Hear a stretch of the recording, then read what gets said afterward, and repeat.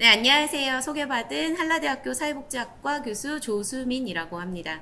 만나서 반갑습니다. 앞선 두 분의 선생님의 발표를 잘 들으셨는지 모르겠습니다. 아마 선생님들의 발표를 들으시면서 이쯤 되면 아마 궁금하셨을 거예요. 이 프로그램을 하면서 결국 아이들의 변화가 있었느냐, 그것이 궁금하실 텐데요. 저는 그 부분에 대해서 말씀을 드리려고 합니다. 올키즈 스터디 사업을 하면서 이 성과를 분석하기 위해서 저희는 양적 연구와 질적 연구를 혼합해서 혼합 방법론을 사용을 했습니다. 흔히 우리가 사업의 성과를 평가를 할 때 양적 방법 혹은 질적 방법 둘 중에서 하나를 사용을 하기도 하는데요. 그렇다 보면 아무래도 방법론에 있어서 한계가 나타나기 마련입니다. 양적 연구를 했을 때는 그 프로그램에 참여한 사람들의 어떤 생생한 목소리를 담을 수 없다라고 하는 한계가 있고요. 또 질적 연구만 진행을 할 때는 그래서 그 아이들이 몇 점의 점수가 올랐는데 그래서 그 아이들이 기초 학습 부진에서 탈피했냐 이런 질문들이 생기게 마련이죠. 그래서 요즘은 그런 한계점들을 보완하기 위해서 혼합 방법론을 많이 사용을 하고 있고요. 올키즈 스터디 사업 성과 평가에 있어서도 마찬가지로 이 혼합 방법론을 사용을 했습니다. 저는 먼저 양적 방법론으로 진행된 사업 성과 평가에 대해서 먼저 설명을 해드릴 거고요. 그것이 끝나면 두 번째로 질적 연구 결과를 공유를 해드리도록 하겠습니다. 제일 처음으로 성적 향상 부분을 보도록 하겠습니다. 2012년부터 2020년까지 9년 동안 저희가 사전 사후 변화를 측정을 했는데요. 측정 도구는 기초학습 진단지를 사용을 했습니다. 그래서 아이들이 성적이 얼마만큼 변했냐를 보았고요. 결과를 보시기 전에 참여 아동의 일반 현황을 먼저 보여드리도록 하겠습니다. 2014년부터 2020년까지 매년 130명 혹은 많을 때는 160명까지의 아이들이 참여를 했고요. 학년을 보시면 1학년, 2학년, 3학년 이렇게 저학년, 그 다음 4학년, 5학년, 6학년 이렇게 해서 빈도를 보시면 상대적으로 고학년보다는 저학년의 비율이 높은 것을 확인을 하실 수가 있겠습니다. 네, 그래서 891명의 아동을 대상으로 성적이 얼마만큼 향상이 되었는지를 보았을 때요. 읽기, 쓰기, 국어, 수학 점수를 살펴보았습니다. 읽기와 쓰기, 국어가 왜 나뉘어져 있느냐라고 궁금하실 텐데요. 저학년 같은 경우에 이제 국어라고 해서 저희가 점수를 변화를 받고요. 그 다음에 고학년은 국어를 좀 더 세분화해서 읽기 점수는 어떻게 변화했는지 그리고 쓰기 점수는 어떻게 변화했는지를 구체적으로 세분화해서 살펴보았습니다. 그래서 읽기 향상, 쓰기 향상 점수는 고학년의 점수구나 이렇게 생각을 하시면 되겠고요. 국어 향상이라고 되어 있는 것은 저학년의 점수 변화구나 이렇게 생각을 하시면 되겠습니다. 그래서 저학년 같은 경우에 국어 점수가 평균 31.68점 정도 평균 상승을 했고요. 수학은 27.99점 정도 상승을 했다 이렇게 보시면 되겠고요. 그 다음에 고학년 같은 경우에 읽기는 19.52점 그리고 쓰기는 18.90점 향상이 되었다. 이렇게 보시면 되겠습니다. 네, 이 점수의 변화가 통계적으로 의미가 있느냐 하면 통계적으로 유의미할 만큼 점수가 큰 폭으로 상승이 됐다. 이렇게 생각을 하시면 되겠습니다. 그 다음 페이지를 보시면요. 이 부분은 저학년, 고학년을 나누어서 사전, 사후 성적 향상의 정도가 어느 집단에게 더 있었느냐를 검증을 한번 해보았다. 이렇게 보시면 되겠고요. 그래서 보시면 국어 점수 같은 경우에 저학년 아이들이 고학년 아이들보다 상대적으로 점수 변화의 폭이 훨씬 더 컸다 이렇게 생각을 하시면 되겠습니다. 그래서 우리가 이것을 봤을 때 그러면 누구를 먼저 개입을 해야 하느냐라고 판단을 할 때 저학년들을 상대로 우리가 대상으로 프로그램을 계획을 해야겠구나라고 하는 것들을 여기서 함의를 이끌어낼 수가 있을 것 같습니다. 그렇지만 이제 수학 점수 같은 경우에 저학년, 고학년 성적 향상 점수의 폭에 있어서는 통계적으로 큰 차이가 없어서 둘 다 수학에 있어서는 변화가 비슷했다 이렇게 생각을 하시면 되겠습니다. 물론 이 결과를 조금 해석하는 데 있어서 한계는 있습니다. 왜냐하면 사전에 그 저학년과 고학년의 국어 점수 그리고 수학 점수가 동일했느냐 하는 것이 여기서 보여지지 않기 때문에 그런 한계는 있으나 이건 이제 추후에 좀 보완을 해야 될 부분이라고 생각을 하고요. 여기에서는 그냥 탐색적으로 살펴본다라고 하면 국어 점수에 있어서 고학년보다는 저학년의 점수폭이 훨씬 컸구나라고 하는 것만 이해를 하시면 되겠습니다. 네, 두 번째는 정서적 변화입니다. 학습의 변화뿐만 아니라 정서적 변화도 중요한 부분이라고 생각이 되는데요. 2014년 그리고 2015년 두 차례에 걸쳐서 사전사 후 비교를 한번 해보았습니다. 척도는요, SDQ1 중 학습적 영역의 자존감 부분을 사용을 했고요. 그 다음 교사와의 유대관계 그리고 부모 유대감 있어서 얼마만큼 변화가 있었는지를 알아보았습니다. 그래서 보시면 자존감 같은 경우에 사전에 비해서 사후 점수가 향상이 되었다라고 하는 것을 값에서 확인을 하실 수 있겠고요. 과목 호감, 그 다음에 수학 호감, 그 다음 국어 과목에 있어서의 호감도, 그리고 유대감 모두 상승이 되었구나라고 하는 것을 확인을 할 수 있습니다. 그런데 그 변화의 폭이 통계적으로 얼마나 유의미하느냐를 따졌을 때는 아쉽지만 과목 호감이나 수학 호감에 있어서는 그 변화가 통계적으로 유의미하지 않았고요. 우리가 통계적으로 의미 있는 부분은 자존감, 그리고 국어 호감, 유대감에 있어서 변화가 있었다. 이렇게 보시면 될 것 같습니다.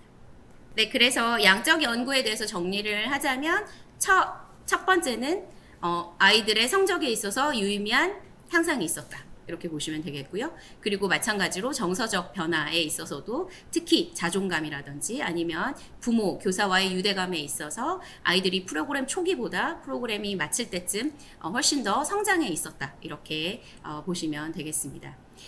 여기서 한 가지 이제 말씀을 드릴 부분은 좀 더 체계적인 이제 연구가 되기 위해서는 이런 단순 매년 진행된 연구 결과를 합산을 해서 보기보다는 이것들이 각각의 개별 연구인 것처럼 해서 메타 분석이라든지 이런 연구를 진행을 할 필요가 있을 것 같습니다. 그래서 추후에 이 사업을 하시는 분들 중에서 사업 평가를 해보고 싶다, 양적 사업 평가를 해보고 싶다 하시는 분들은 그 부분에 고려가 있으면 좋을 것 같다라고 하는 말씀을 드리고요.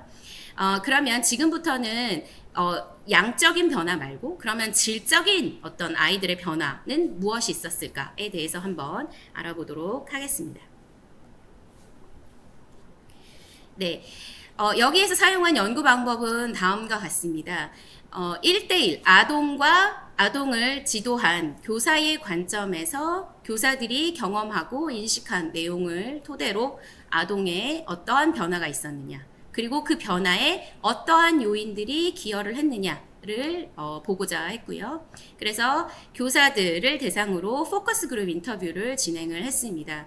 그래서 연구 오리엔테이션이라고 해서 이 연구가 어떻게 진행될 것인지, 이 연구의 목적은 무엇인지에 대해서 설명하는 시간을 한번 가졌고요. 오리엔테이션이 끝난 후에 인터뷰를 2번을 진행을 했습니다.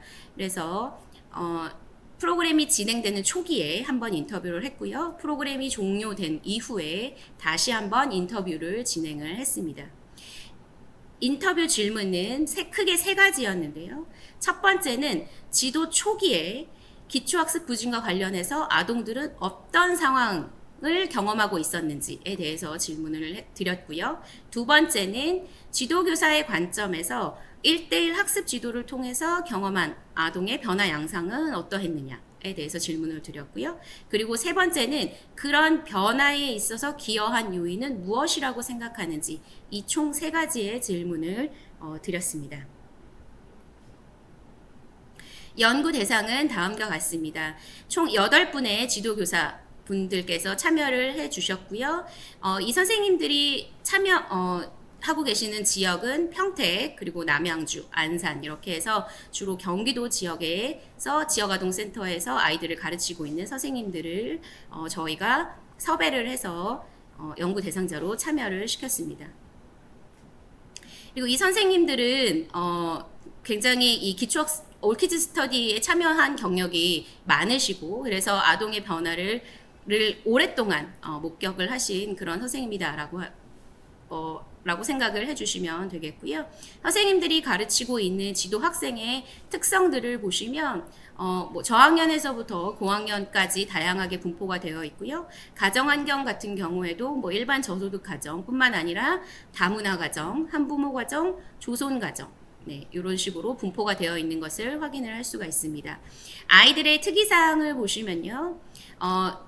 과거에 ADHD 진단을 받은 아이도 있었고요. 그 다음에 지적장애로 판정을 받지는 않았지만 선생님이 보시기에 지적장애가 의심되는 아이들이 여럿 있었다. 이렇게 보시면 되겠습니다. 그리고 시각장애를 가지고 있는 아이도 있었다. 이렇게 보시면 되겠습니다. 재참여 여부는 보시면 신규 참여라고 되어 있는 건 2020년에 프로그램에 처음 참여한 아동이다 이렇게 생각하시면 되겠고요. 재참여한 아동은 2019년에 참여를 했고 이어서 2020년에도 참여한 아이들이다 이렇게 보시면 되겠습니다. 네, 자료 수집 및 분석 방법을 보시면요. 연구 참여자 선생님들에게 동의를 획득한 후에 인터뷰 내용을 녹음을 했고요. 그것을 전사하는 작업을 거쳤습니다. 그래서 그 전사된 내용을 가지고 내용 분석 방법이라고 하는 분석 방법을 활용을 해서 개념을 묻고 범주화하는 작업을 거쳤습니다. 그래서 선생님들께서 하신 이야기들을 공통적인 이야기들을 묶어서 결과로 보여줬다 이렇게 생각을 하시면 좋을 것 같습니다. 네, 분석 결과를 보시겠습니다.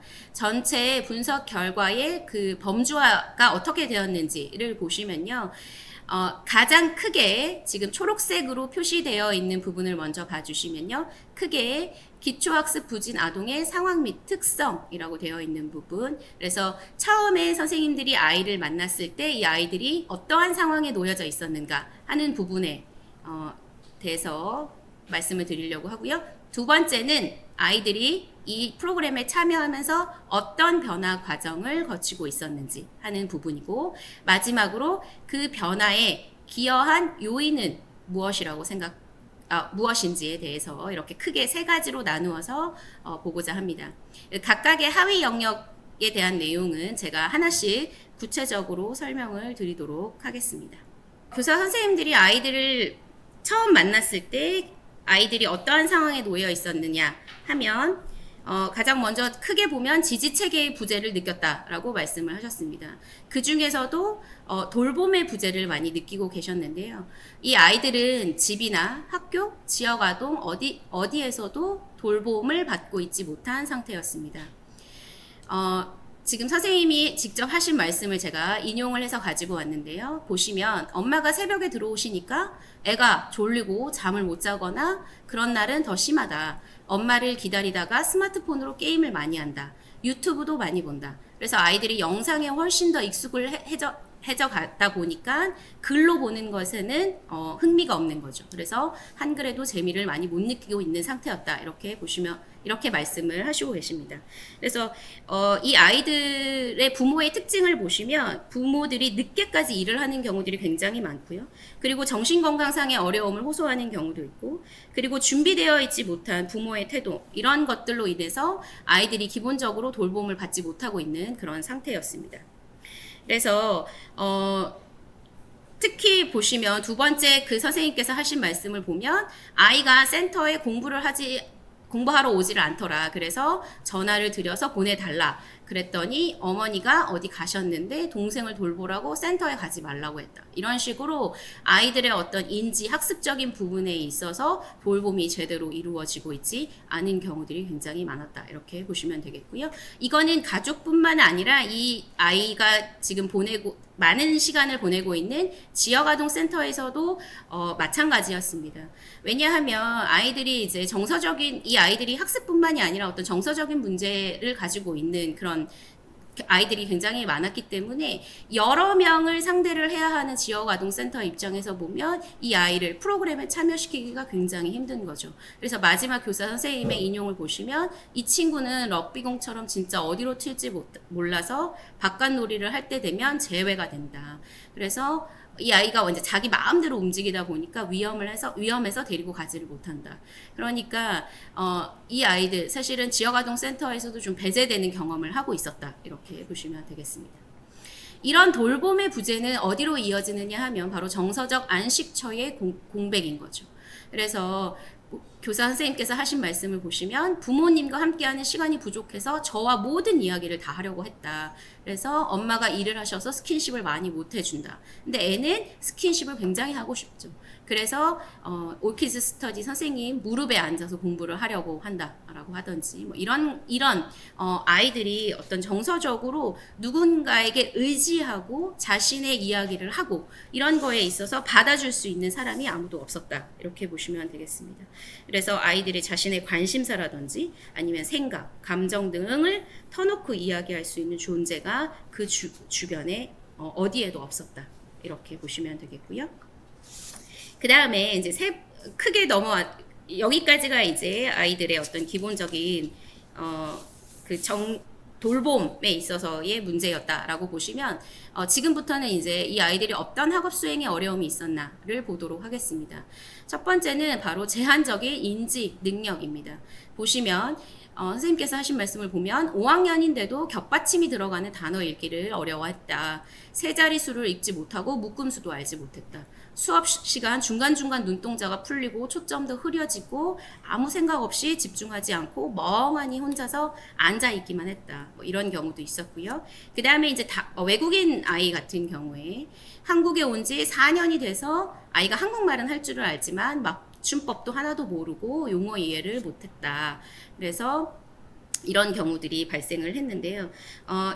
이 아이들 같은 경우에 사실은 지능 측면에서는 그동안 지적 장애로 판정된 적은 없어서 모두 일반 학교나 일반 학급에 참여하고 있는 아이였는데요. 선천적 혹은 후천적으로 이제 지능 발달이 이제 제한적으로 이루어져 가다 보니까 선생님들이 보시기에 거의 경계선급 지적 장애가 의심이 되는 그런 경우들이 많았었고요. 그 다음에 이제 외국인 아이들 같은 경우에 부모가 한국말을 하지 않다 보니까 아무래도 국어 이런 부분에 있어서 많은 한계가 있는 상황이었다. 이렇게 보시면 되겠습니다. 그 다음에 학업 수행 어려움에 있어서 두 번째는 무기력하고 수동적인 학습 태도입니다. 일단 앉아있는 연습이 전혀 안 되어 있는 아이들인 거죠. 그래서 그러다 보니까 아무래도 아이들이 무기력하고 수동적인 학습 태도를 많이 보였습니다. 그래서 초반에는 열심히 하려는 의지 당연히 적고요. 그 다음에 그냥 이제 시간을 그냥 채운다든지 아니면 마지못해서 대답을 한다라든지 아니면 저 못해요 라고 이야기를 한다라든지 아니면 아예 선생님의 시선을 회피해 버린다든지 이런 학습에 있어서 무기력하고 수동적인 태도를 보여주는 아이들이 많이 있었다. 이렇게 보시면 되겠습니다. 세 번째는 주의 집중력 부족 및 과잉 행동입니다. 아이들이 아무래도 앉아서 공부를 해본 적이 없는 아이들이다 보니까요. 집중할 수 있는 시간이 굉장히 짧더라라고 하는 겁니다. 공부하자라고 하면 계속 처음에 조금 앉아있는 척 하다가 자꾸 왔다 갔다 하는 거죠. 수업하다가도 저 물 마시러 갈게요 라고 하거나 아니면 화장실 갔다 올게요. 아니면 볼펜 가져올게요. 이런 경우. 그리고 가지마 라고 제어를 해도 그냥 말도 없이 휙 나가버리는 경우도 있었다. 그래서 이런 당연히 이제 집중 시간이 짧다 보면 아이들이 학습에 매진을 할 수가 없겠죠. 그래서 주의 집중력 부족한 아이들도 있었고요. 그 다음에 이제 과잉 행동을 하는 아이들도 있었습니다. 선생님이 뭔가 지시하고 통제하려고 했을 때 그것에 순응하지 않고 막 이제 과격한 공격적인 행동. 그래서 어떤 선생님 같은 경우에 아이가 연필을 막 책상에 찍으면서 아이들이 반항하는 그런 모습을 보이는 경우도 있었다. 이렇게 설명을 하셨습니다. 그래서 이런 어려움을 가지고 있었다. 이렇게 생각을 하시면 되겠고요. 그 다음에 이제 학습적인 부분 말고 심리사회적인 어려움은 어떤 어려움을 가지고 있었느냐 보시면 관계 맺기에 굉장히 아이들이 어려워했다라고 하시는 말씀을 많이 하셨습니다. 동생이 없으면 무엇을 해야 할지 모르고 센터에서 빙빙 돌아다닌다. 그리고 자기 또래의 친구들이랑 어울리지 못하고 동생 또래랑 어울리려고 한다. 이런 이야기들을 많이 하셨습니다. 그래서 친구 사귀는 것에 굉장히 어려워하고요. 또 그 친구들의 어떤 제스처를 알아듣지 못하는 그런 경우들도 많았습니다. 친구들은 놀리는데 본인은 그것이 자기랑 놀아준다라고 생각을 해서 이제 그 아이들이랑 어울리다 보면 다른 친구들은 이 아이를 놀리는 게 재미이 나서 계속해서 놀렸겠죠. 그래서 이런 식으로 굉장히 아이들이 또래 관계를 맺는 것에 많은 어려움을 겪는 경우들이 많았다. 이렇게 보시면 되겠습니다. 네, 여기까지가 이제 이 프로그램 초기에 선생님들이 보셨던 아이들의 어떤 상황 혹은 특성이라고 보시면 되겠고요. 지금부터는 프로그램이 진행되면서 아이들이 어떻게 변해갔는지 그 과정을 한번 살펴보도록 하겠습니다. 가장 먼저 일어난 변화는 바로 마음 열기였습니다. 그래서 가장 먼저는 교사에 대해서 관심이 생겼다라고 하는 부분입니다. 그래서 지금 교사 선생님께서 하신 말씀을 보시면 아이가 저한테 관심을 주기 시작하더라. 대화를 하기 시작하더라. 라고 한다는 거예요. 주말이 지나고 월요일에 가면 선생님 주말에 뭐 했어요? 라고 먼저 묻기도 하고 그 다음에 자신의 소소한 얘기들도 하더라. 그리고 항상 미소만 짓던 아이가 이를 보면서 웃더라 라고 하는 변화의 모습들을 선생님들이 목격하기 시작합니다. 바로 이것이 변화의 첫 단추였다 이렇게 생각이 들고요. 그 다음에 이제 마음 열기 두 번째 보시면 이제 조금씩 학습에 대해서도 흥미를 가지기 시작했다 라고 보시면 됩니다. 그래서 집에서 공부를 누가 봐준 적이 전혀 없는 아이인데 여기 와서 체계적으로 공부를 하다 보니까 수학 아이가 어떤 말을 하느냐 하면 수학이 굉장히 재밌네요. 답이 딱딱 나오네요. 라고 하는 이전에 하지 않았던 이야기들을 하기 시작하더라 라고 말씀을 했고요. 그리고 아이들이 스스로 꼼알 어휘, 그 어휘력 지도 교재인데요. 꼬말 어휘가 너무 재밌어요 라고 이야기를 한다라든지 선생님 오늘 그거 갖고 왔어요? 라고 먼저 아이가 물어보더라 라고 하는 부분입니다. 그래서 학습에 대한 흥미를 느끼기 시작을 했다라고 하는 거고요. 그 다음에 세 번째는 바로 적극성입니다. 처음에 제가 말씀을 드렸을 때 아이들이 무기력하고 수동적인 모습을 많이 보였다라고 했습니다. 선생님의 시선을 회피를 한다라든지 선생님이 뭔가 하자라고 했을 때 하기 싫어요라고 반응을 했던 아이들이 변했다라고 하는 겁니다. 처음에는 센터에 오기 했다. 그래서 항상 전화를 해서 몇 시까지 와야 해라고 이야기를 했는데 계속 이제 시간이 지나면서 아이가 선생님한테 먼저 전화를 한다라는 거죠. 선생님, 오늘 제가 공부하는 날인가요? 라고 먼저 묻기도 하고요. 뭐 묻지 않아도 자기가 알아서 매일 온다라고 한다든지 아니면 이 사례가 굉장히 재밌는데요. 보시면 한 번은 헐레벌떡 와서 자기가 독감 접종을 하러 가야 된다라고 먼저 얘기를 하더라는 거예요. 그러면서 다른 친구가 먼저 와서 공부를 하고 있는데 내가 독감 접종을 해야 되니까 내가 먼저 공부를 좀 하고 가면 안 되겠냐라고 아이가 먼저 이야기를 한다라는 거죠. 프로그램 초기랑 비교를 해보면 아이들의 어떤 그 학습 태도에 있어서 얼마만큼 적극적으로 변했는지를 알 수 있는 그런 사례라고 생각이 듭니다. 자, 그 다음에 보시면 집중력에 있어서도 많은 향상이 있었습니다. 아까 초기에 정말 잠깐을 못 앉아 있어서 왔다 갔다 하던 아이들이 변하더라라고 하는 겁니다. 자, 보시면 사후 진단 평가할 때 2시간을 앉아서 읽기, 쓰기, 세마기 문제를 다 풀더라. 물론 선생님이 좀 도와주기는 했는데 아이가 처음부터 끝까지 그 시간 동안 앉아서 그 문제를 푼다는 것 그 자체가 놀라운 변화다라고 선생님이 이야기를 하셨다라는 겁니다. 아직 이 아이 같은 경우에 한글을 다 자연스럽게 읽고 쓰는 것이 어려운데 그거를 다 풀어냈다는 것이 얼마나 놀라운 거냐라고 선생님이 얘기를 하셨다는 거죠. 이런 변화는 사실 앞에서 이야기한 양적 평가 결과에서는 나타나지 않는 부분입니다. 아마도 예상컨대 이 아이 같은 경우에 여전히 한글 읽기가 잘 되지 않기 때문에 점수에 있어서의 변화 정도는 분명 작았을 거라고 생각이 듭니다. 그렇지만 그것만 가지고 우리가 그럼 그 아이는 변화가 없다 이렇게 말할 수 있느냐 하면 그렇지 않다라는 거죠. 이런 아이들조차도 이런 집중력이라든지 이런 거에 있어서 굉장한 변화가 있었다라고 하는 것을 우리가 확인을 할 수가 있습니다. 그 다음에 이제 세 번째는 학습 능력의 향상입니다. 아까 양적 평가 결과에서도 보셨다시피 어떤 그 학습 능력에 있어서도 향상이 목격이 되었습니다. 보시면 예전에는 뭐 글을 읽을 때도 많이 빠뜨리고 있는 경우도 있고 발음도 정확하지 않았는데 지금은 발음도 정확히 하고 띄어쓰기도 신경을 많이 쓴다. 그리고 수학 보시면 재학년 수준까지도 지금 따라가고 있다라고 이야기를 하셨습니다. 그러니까 사실은 이 프로그램 자체의 목표는 기초학습 부진을 탈피하는 거에 있지만 기초학습 부진 탈피를 넘어서 어느 과목에 있어서는 아이들이 재학년 수준까지 따라가고 있는 것을 목격을 할 수가 있었다라고 하는 부분이고요. 물론 모든 아이들이 다 그런 거는 아닙니다. 아무래도 그 아이가 저학년이냐, 그리고 고학년이냐, 그리고 어떤 인지 능력에 있어서 좀 제한이 있느냐, 그렇지 않느냐에 따라서 아이들 간의 변화량의 차이는 있다라고 보여집니다. 그래서 특히 고학년 같은 경우에 학습 부진의 누적 정도가 좀 심한 아이들 같은 경우에 여전히 기초학습 부진에서 크게 벗어나지 못하고 재학년 수준을 따라가지 못하는 그런 아이들도 분명 존재하는 것을 저희가 확인을 할 수가 있었습니다. 네. 그래서 보시면 발전의 한계라고 보시면 이 모든 아이들이 이 프로그램에 참여한 모든 아이들이 사실은 일취월장한 모습을 보여주면 좋겠지만 현실적으로 그렇게 모든 아이들이 다 좋아지는 것은 아니다라고 하는 부분입니다. 그래서 인지 능력에 아무래도 한계가 있는 아이들 같은 경우에 이 프로그램 1년으로 크게 변화를 사실은 기대하기가 어려운 것도 사실입니다. 그렇지만 그런 아이들조차도 어떤 변화가 있었는데요. 보시면 처음에 이 선생님이 아이를 만났을 때 말 자체를 못해서 혀가 둥둥 떠다녔다. 그런데 지금은 굉장히 말하는 것도 많이 자연스러워졌다. 이렇게 말씀을 하고 있으십니다. 그래서 국어 실력도 조금 늘었다.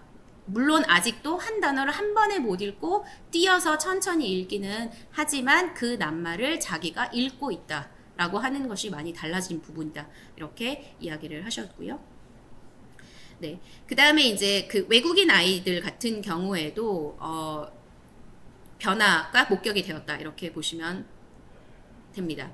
물론 이제 수학 같은 경우는 이 아이가 이제 그 한글에 기반을 하고 있지 않은 그런 수학 같은 경우는 굉장히 많이 변화가 되었는데 여전히 국어 같은 경우에 어휘력, 받침, 낱말 이런 것들은 좀 어려워하기는 한다. 그래도 처음보다는 굉장히 많이 발전을 했다. 이런 이야기들을 해주셨습니다. 그리고 이제 심리사회적인 변화 부분에서는 어떤 양상이 일어났는가 하면 가장 먼저 자신감이 크게 많이 향상된 부분을 그런 부분들이 목격이 되었습니다. 처음에는 이제 어렵다고 생각한 것도 자꾸 이제 본인이 도전해보고 하다 보니까 학습에 대한 자신감이 많이 생기면서 하기 싫다 이런 말도 하지 않고 생각보다 어렵지 않네요? 쉽네요? 라고 하는 말을 아이들이 직접 하더라 라고 하는 겁니다.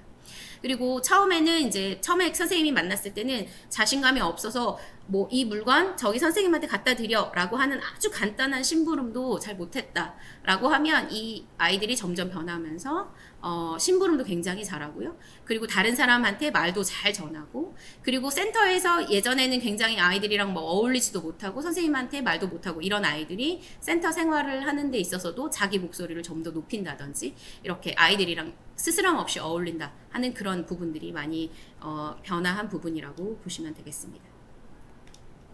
그 다음에 이제 두 번째는요, 사회성이 많이 향상이 되었습니다. 아까 제가 처음에 관계 맺기에 있어서 굉장히 아이들이 많이 어려워했다라고 하는 부분을 말씀드렸는데요. 그 부분이 이 프로그램을 통해서도 많이 향상이 됐다라고 하는 겁니다. 그래서 원래 처음에는 이제 동생 친구들이랑 어울렸던 아이였는데 자기 또래하고도 잘 어울리고요. 그 다음에 같은 학년끼리 센터에서도 잘 어울리는 모습을 자주 목격했다. 이런 이야기들을 하셨고요. 이제 아이들이 조금씩 변하다 보니까 지역아동센터 선생님들도 이제 이 아이도 그룹 활동에 참여시켜도 되겠구나 이런 생각들을 하셨는지 이 아이들이 처음에는 이제 지역아동센터의 어떤 집단 활동에 배제됐던 아이들이었는데 선생님이 이제 너도 이제 참여해도 되겠다 해서 이제 집단 활동에 참여를 시켜주는 그런 모습들도 많이 목격을 하셨다라고 말씀을 하셨습니다. 여기까지가 아이들이 전반적으로 학습적인 부분 그리고 심리사회적인 부분에 있어서 어떤 변화가 있었느냐 하는 부분인 거고요. 그러면 이제 마지막으로 이런 변화를 이끌어낸 기여 요인은 무엇인가를 한번 알아보았습니다. 가장 먼저는 바로 기댈 수 있는 사람입니다. 여기에서 기댈 수 있는 사람은 지도교사겠죠. 아이들이 돌봄의 어떤 공백도 있었고요. 그러다 보니까 정서적 안식처의 공백을 많이 느끼고 있었는데 아이들이 이 선생님으로 인해서 굉장히 정서적으로 많이 기댈 수 있었다라고 하는 부분인 겁니다. 그래서 선생님들이 굉장히 아이의 이야기를 들어주는 데 시간을 많이 할애를 하셨다라는 이야기들을 하셨어요. 그래서 이 어떤 아이들 같은 경우에 형제가 또 굉장히 많은 아이들도 있었는데 형들한테 치이는 게 많고 이런 아이였습니다. 그런데 선생님이랑 이제 수업을 하면서 선생님이 워낙 이제 아이들의 이야기를 잘 들어주다 보니까 자기 편이 생겼다 이렇게 생각을 하더라라고 말씀을 하시더라고요. 그래서 오롯이 자기 이야기를 들어주고 자기 편이 있는 사람이다 보니까 아이들이 마음을 열고 조금씩 변화하기 시작했다라고 하는 거죠. 네, 두 번째는 아동 특성을 이해한 맞춤 지도가 있었다라고 하는 부분입니다. 선생님들이 개별적으로 정말 개별화 전략을 많이 활용을 하고 계셨습니다. 제가 생각했던 것보다 훨씬 선생님들이 융통적으로 다양한 방법들을 활용을 해서 아이들을 지도를 하고 있었는데요. 보시면 뭐 책을 그러니까 아이들의 특성에 따라서 아이들이 좋아할 만한 것을 제시를 했다라고 하는 거죠. 그래서 처음 보시면 낱말을 익힐 때 책을 뭐 많이 활용을 했다라고 이야기를 하셨고요. 그리고 수수께끼 책 같은 걸로 퀴즈를 내서 아이들이 이렇게 답을 쓰게끔 하는, 그래서 아이들의 흥미를 좀 유도할 수 있는 그런 방법들을 많이 활용을 했다라고 하셨고요. 그 다음에 마음 카드 같은 것도 이제 아이랑 이야기를 하면서 국어 읽기 쓰기에 활용을 했다 이렇게 이야기를 하셨습니다. 그래서 보시면 마음 카드 같은 경우에 7에서 8가지 감정 카드가 있는데 여기에서 너의 마음 상태 카드를 뽑아줄래? 이렇게 얘기를 하시고요. 그럼 아이들이 뭐 졸리다 혹은 기쁘다 행복하다 이렇게 뽑으면 그거에 대해서 충분히 얘기를 하고 네가 얘기한 거에 대해서 다시 한번 써볼래? 이런 식으로 이제 아이들의 학습을 도왔다라고 하는 부분입니다.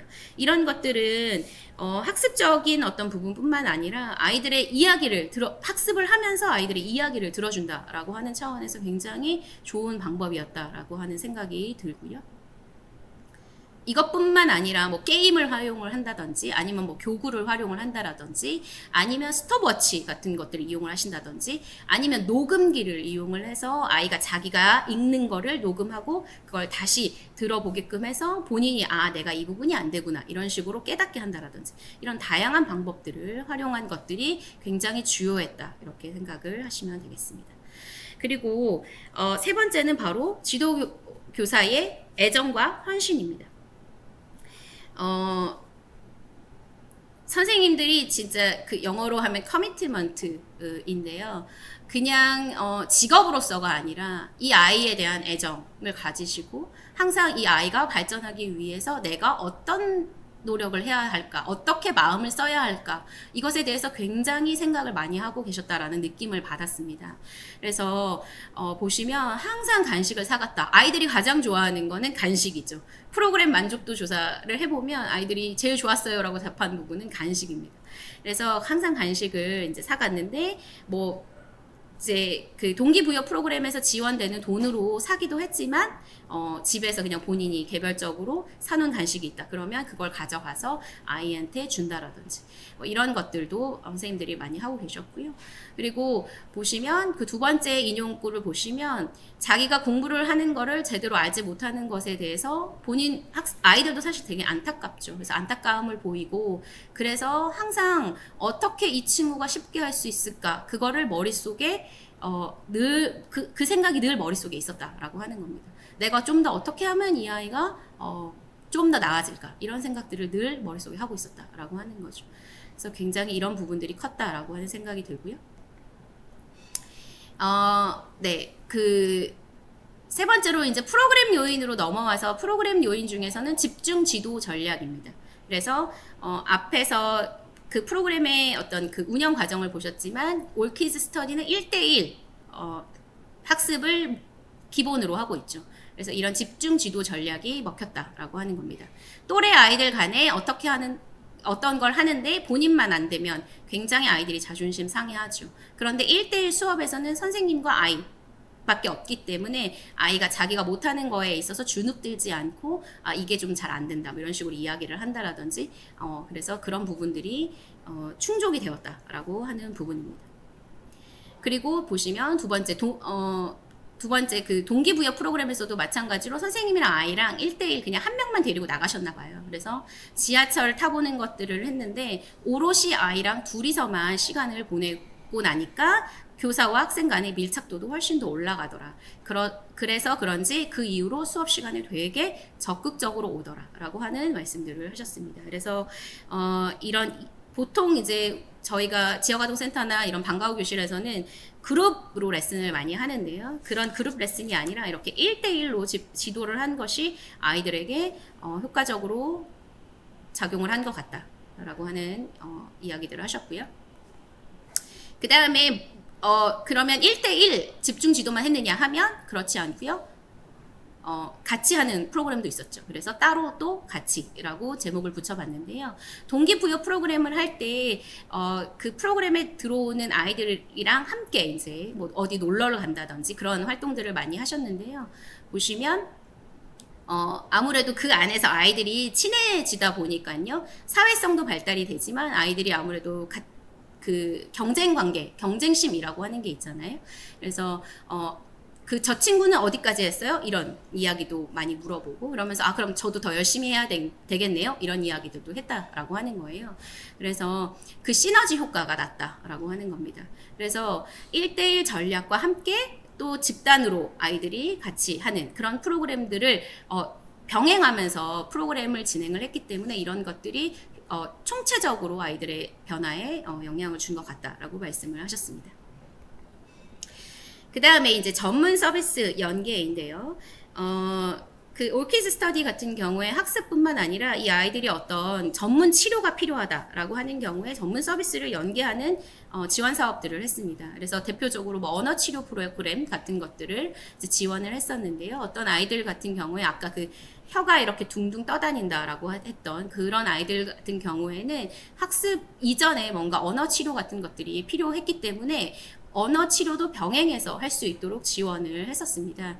그래서 그 언어 치료 프로그램과 그리고 올키즈 스터디 프로그램을 같이 병행을 하다 보니까 좀 더 변화가 일어난 것 같다. 그래서 전에는 그런 만약에 그냥 언어 치료 프로그램만 들어갔다라고 하면 그 아이에게 변화가 있지 않았을 것 같은데 그 언어 치료 프로그램과 그 다음에 올키즈 스터디 프로그램을 같이 병행을 하다 보니 아이에게 어떤 변화가 일어난 것 같다 이렇게 이야기를 하셨고요. 그 다음에 이제 그 프로그램 초기에 약간 아이들의 어떤 지적인 부분에 있어서 한계가 있다라고 선생님들이 판단하신 경우에 이제 지능 검사를 받게끔 했었는데요. 그래서 그 지능 검사를 받고 나서 학습 컨설팅을 선생님들에게 다 피드백을 다 드렸었습니다. 그래서 그런 학습 컨설팅을 이용을 하셔서 선생님들이 프로그램을 진행을 하실 때 많이 활용을 하셨던 것 같아요. 그래서 어떤 아이들 같은 경우에 학습 컨설팅을 줄 때 누구는 정서적 지지나 정서적 안정감이 학습 이전에 아이에게 굉장히 중요하다라고 하는 어떤 피드백을 줬다라고 하는 겁니다. 그래서 그 피드백을 보고 지도교사 같은 경우에 신경을 굉장히 많이 썼다. 그래서 아이의 이야기를 좀 더 많이 들어주려고 하고 아이와의 스킨십을 좀 더 많이 하려고 했던 그런 노력들이 이제 아이의 변화를 이끌어낸 것 같다. 이런 이야기들을 하셨습니다. 우리가 앞으로 이런 유사한 프로그램들을 진행을 할 때 어떤 점들을 고려를 해야 되는지 간단하게 함의를 말씀을 드리도록 하겠습니다. 그래서 이런 아동의 변화가 있었는데 우리가 궁금한 건 이런 아동의 변화가 과연 지속될 수 있을 것인가 하는 문제인 거잖아요. 그래서 이런 변화가 유지 발전되기 위해서는 지도교사와 같은 울타리 역할을 해줄 수 있는 사회적 지지 체계가 필요하다. 라고 하는 부분입니다. 물론 부모가 어떤 중심을 가지고 계속 그 역할을 해야 되는 건 맞지만 어떤 그 경제적인 어려움이라든지 아니면 정신 건강상의 어려움 그렇기 때문에 그 부모의 역할이 제한적이다. 라고 하는 한계가 있습니다. 그래서 장기적 관점에서 학교라든지 지역아동센터라든지 복지관이라든지 이런 곳에서 이런 기초학습 부진을 가지고 있는 아동에 대한 장기적인 플래닝을 가지고 서비스를 제공을 하는 것이 무엇보다 필요하겠다라고 하는 이야기들을 할 수가 있겠고요. 두 번째는 보다 빠르게 조기 개입을 할 필요가 있다. 이런 내용입니다. 앞서도 보셨다시피 저학년의 경우에 좀 더 변화가 더 두드러지게 나타나는 그런 경우들이 있었는데요. 아무래도 기초학습 부진의 누적이 많이 되다 보면 그 변화의 폭이 훨씬 작을 수밖에 없기 때문에 가능한 빨리 발견을 해서 아이들이 기초학습 부진에서 탈피할 수 있도록 도와주는 것이 필요하다. 이렇게 생각이 되고요. 세 번째는 지도교사의 역량이 무엇보다 중요하다라고 하는 생각이 듭니다. 이 기초학습 부진 아동 같은 경우에 선행 연구들을 보면 일반 아동과는 매우 이질적인 특성을 가지고 있다라고 이야기를 합니다.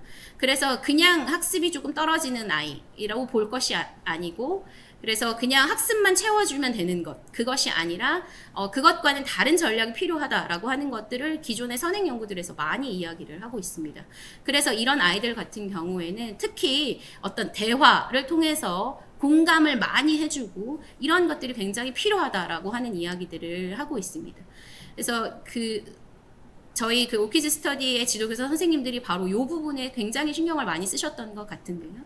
그래서 무엇보다 그냥 학습적인 것만 전달하는 것이 아니라 아이들의 이야기를 충분히 들어주고 어떤 공감을 해주고 그것을 기반으로 아이에게 다가가는 그런 것들이 필요하다라고 하는 것들이 필요하겠고요. 그 다음에 이제 개별화 전략인 거죠. 그래서 학습 부진 학생들의 학업 성취 증진과 관련된 메타 분석 연구를 보시면요. 아이들에게 직접 1대1로 그러니까 가르치는 것이 가장 큰 영향을 미친다. 라고 이야기들을 하고 있고요. 그 다음에 개별화된 지도로 중재했을 때 학습 부진 학생의 학업 성취에 가장 큰 효과가 있다라고 하는 것들이 밝혀지고 있습니다. 그래서 앞으로 이런 기초 학습 부진 아동들을 가르칠 때 있어서의 기본적인 전략은 1대1이 되어야겠다라고 하는 것들이 여기서 나왔다라고 보시면 되겠고요. 그 다음에 그것뿐만이 아니라 어떤 직업인으로서의 기본적인 책무성을 넘어서서 교사의 아동에 대한 그리고 프로그램에 대한 애정, 헌신 이런 것들이 굉장히 중요하다라고 하는 것도 염두를 꼭 하셔야 될 것 같습니다. 그래서 이런 교사의 애정과 헌신을 이끌어내기 위해서 지원단체에서는 어떻게 프로그램을 전체를 구성할 것인가 하는 것들을 가장 먼저 고려를 하셔야 되겠죠. 네, 그래서 앞에서 이제 1대1 개별 지도가 굉장히 기초학습 부진 아동의 학업 성취에 있어서 중요한 역할을 한다라고 말씀을 드렸는데요. 기본적으로는 1대1 개별 전략, 개별 지도가 필요하겠지만 그것뿐만 아니라 집단 동기부여 프로그램을 섞어서 운용을 하는 것이 도움이 되겠다라고 라는 생각이 듭니다. 그래서 뉴질랜드랑 호주, 영국, 미국 이런 등지에서는 보면요. 기초학습 부진 학생들을 대상으로 12에서 20주간 하루에 30분씩 1대1로 집중 지도를 해서 더 이상 아이가 더 떨어지지 않게끔 방지를 하고 있다라고 합니다. 그래서 이런 1대1 기본 개별 지도가 이제 기본이 되어야겠다라고 하는 거고요. 그 외에도 어떤 문화 체험이라든지 여가 활동 이런 것들을 같이 지원을 함으로써 아이들이 교사에 대해서 호감을 가지고 마음을 열고 참여할 수 있도록 할 필요가 있겠다라고 하는 겁니다. 그리고 이런 집단 프로그램을 활용을 하다 보면 아동들 간의 경쟁 심리도 이제 자극을 할 수 있기 때문에 학업 역량 강화에도 훨씬 더 효과적일 수 있겠다라고 하는 겁니다. 그래서 앞으로 이런 프로그램들을 운영을 하실 때는 1대1 개별 지도를 기본으로 해서 집단 동기부여 프로그램을 혼합하시면 훨씬 좋겠다라고 하는 생각이 듭니다.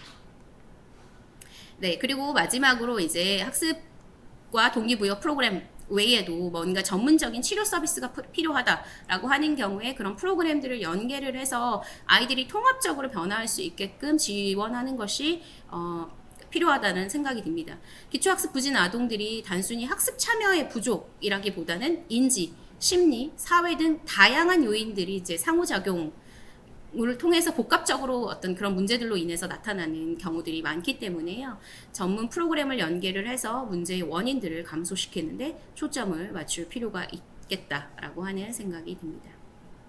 네, 여기까지가 제가 말씀드린 부분이고요. 시간적인 어떤 어려움 때문에 사실은 단축해서 많이 말씀을 드렸는데, 지금 제가 말씀드린 부분은 여기 기초학습 지원 사업을 통한 아동의 다면적 변화 과정에 대한 탐색 연구라고 하는 논문에 자세한 내용을 실었습니다. 그래서 좀 더 구체적인 내용이 궁금하신 분들은 이 논문을 찾아서 한번 읽어보시면 많은 도움이 될 거라고 생각이 듭니다.